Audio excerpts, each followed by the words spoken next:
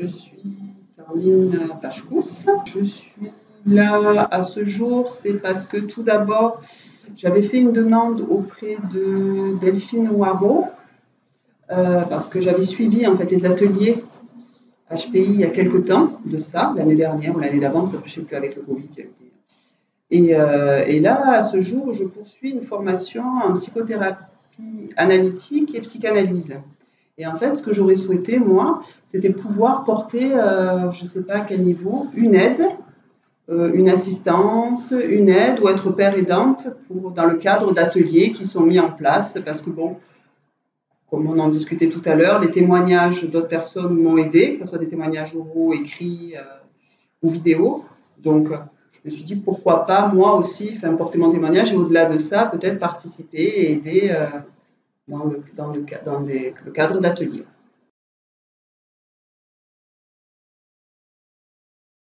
Alors, tout d'abord, ça a toujours été, en fait, depuis tout le temps. Moi, j'ai eu après une histoire de vie qui est quand même assez singulière, de l'enfance assez particulière. Donc, le fait que j'ai toujours renvoyé l'image, j'ai toujours été en décalé et pas trouvé ma place et avoir un certain malaise, mais je suis quand même quelqu'un d'assez sociable, donc avec cette volonté quand même de m'adapter, mais qui prend en énergie.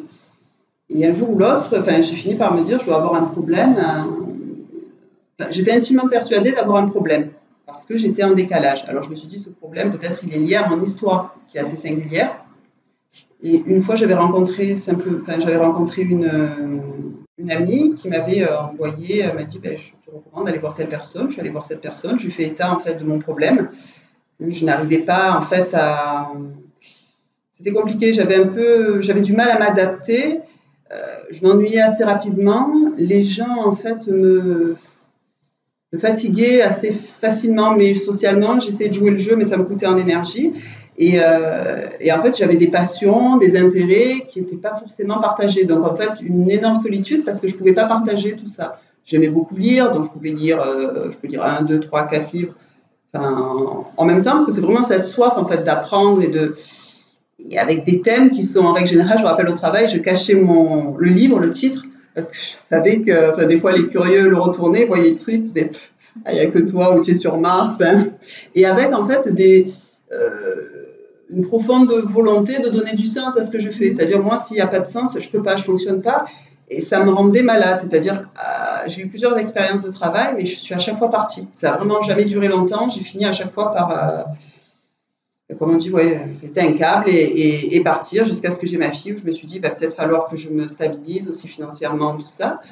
Donc, faire des efforts. Mais bon, le fait de me stabiliser, à côté, j'ai poursuivi un cursus universitaire jusqu'à un doctorat, mais parce que cette volonté, fallait toujours que tout ce qui me passionne soit mis en activité. Sinon, j'avais l'impression de me mourir, en fait, intérieurement.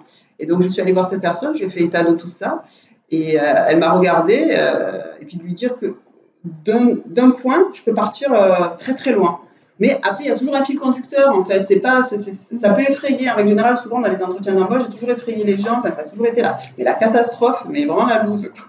Et là, cette personne-là m'a dit, je vous invite à aller voir quand même ce que sont les HP. Et là, j'ai rigolé. J'ai dit, je le savais, j'ai un problème. Alors, c'est la psychiatrie, c'est bon, je suis bonne.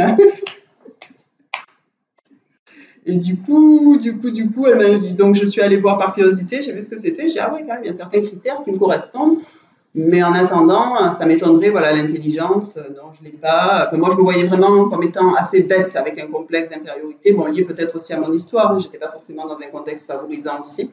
Donc du coup, je m'étais dit, c'est pas possible. Donc j'ai passé un certain temps à lui expliquer que je ne faisais pas partie de ces personnes-là. Jusqu'à ce qu'un jour, je me suis quand même dit, je vais peut-être passer un test, j'ai mis 1 an avant de vouloir le passer, ce test. Et j'ai passé ce fameux test, qui était assez endurant, c'est fatigant, un rendez-vous d'1 heure, après les tests, ça a duré 2 heures, c'était très fatigant. Et en revenant, donc j'ai dit à la psychologue, je fais alors, clairement, je fais alors, est-ce que je suis con comme un balai? Elle m'a regardé, elle m'a dit non, pas du tout, et c'est là où ça s'est révélé que j'avais une QI de, je sais plus, 131.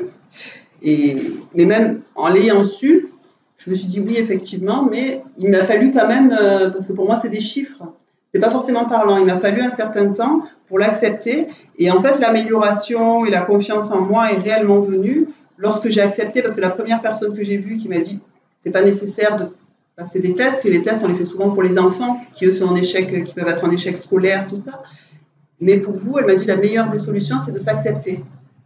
Et donc, du coup, depuis que je me suis acceptée, je vais de mieux en mieux. Je sais ce que je veux et ça m'a énormément aidé parce qu'au final, bon, ben, certes, j'ai cette différence-là, mais le tout, c'est de l'accepter et puis d'accepter aussi que pas tout le monde fonctionne comme moi parce que moi, j'avais vraiment la volonté d'arriver à instiller chez les gens la curiosité que j'avais, en fait, aussi pour avoir après des interlocuteurs. Mais après, il y a des personnes, et j'ai fini aussi par accepter qu'il y a des personnes pour qui ça n'intéresse pas, et c'est comme ça. Mais en revanche, il y en a d'autres pour qui il peut y avoir un intérêt, donc ça m'a permis, en fait, de mieux vivre au quotidien, de savoir ce que je veux et de prendre confiance en moi. Mais ça a mis, voilà, ça a fait son chemin, quoi, hein, ça a fait son chemin. Et avec ce combat, d'ailleurs, que j'avais eu dans ma thèse, que j'ai faite, et puis dans ce que je fais encore actuellement, parce que là, en plus, il y a un livre, j'ai sorti un livre personnel récemment, en février 2000, cette année, qui s'appelle Pense t'appeler, et justement, en fait, Pense t'appeler, je parle de mon expérience, mais en fait, j'invite les personnes à réfléchir sur la leur, en fait. Je suis un prétexte. Voilà, je suis un... Et du coup, c'est aussi l'écriture m'aide énormément, énormément, énormément. Et les ateliers, la rencontre d'une amie m'avait parlé de vous, de l'hôpital, de ce qui se faisait. Et elle m'a dit, tu sais, il y a des ateliers. Alors je me suis dit, pourquoi pas, je me suis inscrite. Et puis effectivement, donc on s'est retrouvés avec des personnes, toutes différentes les unes que les autres, mais avec des points communs. Et c'est marrant parce que quand chacun s'exprimait, d'autres ont fait le choix de ne pas s'exprimer, après c'est chacun. Mais on se retrouve et on se sent moins seul. Et c'est vrai que pour le coup, bon, ben ça rassure. Et puis en même temps, on se dit que bon, plein de choses sont possibles. Et moi, à ce jour, j'en suis là. Et avec cette volonté dans tous les travaux que je peux faire, c'est vraiment la volonté de préserver, en fait, pour un mieux-être personnel et collectif, la singularité de chacun. Enfin, voilà, de pas se contraindre à s'adapter à un environnement qui n'est pas soi. Enfin, voilà. Alors,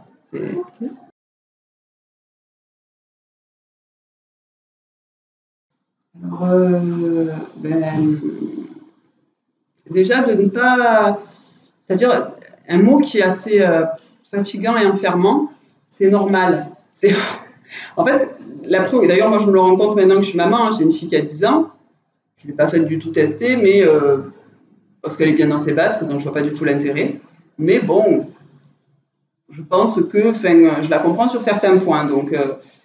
Et moi, en tant que maman, déjà, ce qui est des fois est compliqué pour moi, c'est souvent les parents ont besoin de se rassurer, en fait, pour se rassurer, en fait, d'être dans la comparaison de son enfant par rapport à un autre. C'est-à-dire, moi, mon enfant, mais il en est là, le tien, il en est où? Ah mince, le tien, il en est là et le mien, il en est pas là. En fait, c'est tout ce rapport à une norme qui, je trouve, qui peut être aussi, même s'il faut avoir certaines bases, mais qui peut être destructrice, en fait, dans la construction, enfin, que ça soit d'un enfant ou dans la vie d'un adulte. Donc, du coup, d'arriver à, même si c'est pas évident, mais vraiment de se faire confiance à soi. Parce qu'en se faisant confiance à soi, en fait, je pense qu'on a l'éducation déjà en tant que parent la plus adaptée, puisqu'on vit avec nos enfants, donc on les connaît, même si on fait des erreurs, que d'essayer justement de correspondre à une éducation qui nous paraît, je sais pas, idéale.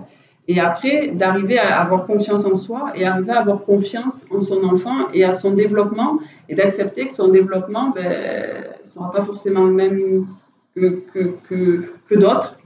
Et vraiment, en fait, de l'accompagner là-dedans. Enfin, moi, je me rends compte avec le recul que, on ne peut pas dire perdre du temps, mais moi, en tant qu'enfant, bon, après, j'ai eu un schéma particulier qui a fait que je n'étais pas forcément écoutée, mais quand la confiance est donnée par les parents par rapport à ses choix en tant qu'enfant, bien sûr avec des cadres et des limites aussi, pour l'épanouissement de l'enfant et donc futur d'un point de vue futur, après pour un adulte, je pense que c'est bénéfique, ça permet à la personne en fait de savoir qui elle est. Du moment qu'on sait qui on est, après dans l'environnement, on sait plus ou moins les postures à adopter, parce qu'à un moment donné, de toute façon, l'adaptation, elle doit se faire. Et pour qu'elle soit le moins en fait, énergivore possible, parce que c'est ça aussi, le fait de s'adapter ou de suradapter, ça demande un tel effort que ça peut générer en fait même de la fatigue, même quand je dis pathologie, mais même de la déprime, ce que je veux dire. Enfin, ça peut aller très loin, quoi. Enfin, donc du coup, vraiment, une fois qu'on a fait le chemin de la connaissance, enfin, moi, c'est ce qui m'a aidé, hein, ça a été le chemin de ma connaissance à moi pour pouvoir après me sentir bien avec les autres. Même le chemin n'est pas terminé, hein, c'est l'histoire d'une vie, je peux vous dire, ça y est, c'est bon. La pleine confiance, tout ça, c'est pas vrai. Mais en tout cas, de s'approcher de soi-même, plus on s'approche de soi-même, ça nous permet d'être bien. En tout cas, moi, ça m'a permis d'être bien en société et d'adopter les comportements qui sont le moins énergivores. Et puis plus, et ce qui est marrant, d'être soi-même, ça fait un filtre. C'est-à-dire, on est le filtre, ça va filtrer les relations. C'est-à-dire que les personnes, elles vont voir qui on est. Donc, celles qui vont être intéressées vont venir à nous. Et celles qui ne sont pas intéressées, parce que quand on s'adapte, on joue un rôle qui n'est pas le sien, donc on biaise et on met en place des relations qui, elles, pour le coup, risquent d'être très, très énergivores.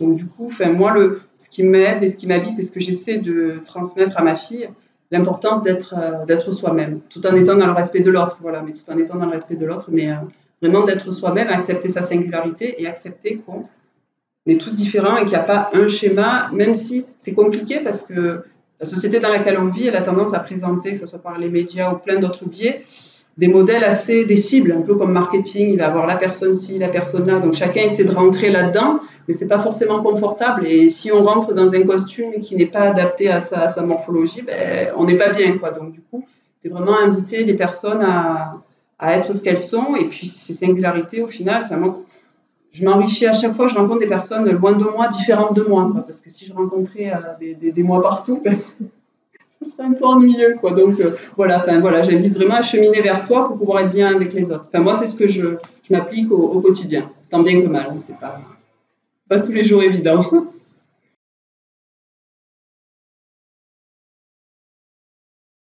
Non, oui, peut-être la conclusion, ce que je fais à ce jour, donc ce témoignage, qui n'est pas un exercice évident, parce que moi je suis pas quelqu'un je suis toujours un peu dans les coulisses, je fais tous mes trucs, mais dans les coulisses. Et donc là, vu que moi, là, je suis dans un lieu de travail qui est un peu à des lieux de moi, je suis en train de préparer ma sortie parce que j'ai compris que aussi, faut pas se forcer à rester dans un endroit où on n'est pas bien parce qu'on peut s'en rendre malade. Donc, c'est pour ça que je pense qu'aussi cet exercice va m'aider, mais pour après, justement, pouvoir prendre mes bagages pour pouvoir après prendre ma route, pour pouvoir, à travers ce que je veux mettre en place, pouvoir aider l'autre comme on a pu m'aider. Parce qu'en plus, pour moi, c'est un cercle vertueux, parce qu'en aidant les personnes, on s'aide soi-même aussi. Moi, c'est comme ça que je le perçois, et les fois où j'ai pu le faire, moi, ça m'a fait grandir énormément. Donc voilà, tout simplement, en ce moment, j'œuvre à mon indépendance professionnelle, parce que bon, j'ai essayé de rester dans mais c'est pas possible. Je suis trop cloisonnée, et si je suis cloisonnée, après je risque de péter un câble.